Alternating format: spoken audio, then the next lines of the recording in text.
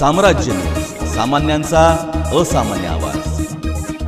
जिल्ह्यातील राष्ट्रीय महामार्गावर अपघातांमध्ये मोठ्या प्रमाणात वाढ होती। या 2024 या वर्षात 561 अपघातात 441 जणांना अपघातात आपले प्राण गमवावे लागलेत। या अपघातांमध्ये दुचाकी वाहन चालकांना हेल्मेट परिधान करणं अनिवार्य असताना बहुतांशी दुचाकीस्वारांनी हेल्मेट घातलं नसल्याचं समोर आलंय। अशा गंभीर समस्येवर मात करण्यासाठी पोलीस अधीक्षक महेश्वर रेड्डी यांनी महत्त्वपूर्ण आदेश पारित केलाय।